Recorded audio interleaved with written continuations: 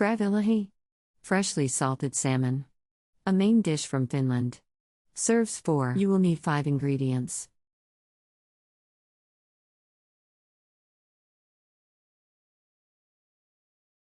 Step 1. Fillet the salmon unless bought ready filleted. Do not, however, remove the skin.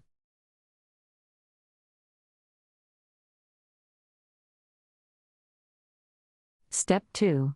Wipe the fillets with paper towels without rinsing.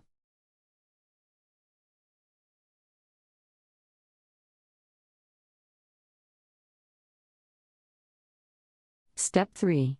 Place one of the fillets, skin side down, on the bottom of a dish sprinkled with salt. Place the other fillet, skin side up, on top. Sprinkle the rest of the salt and dill over the fish.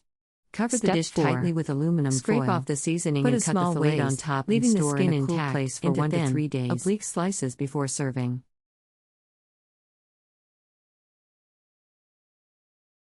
Step 5.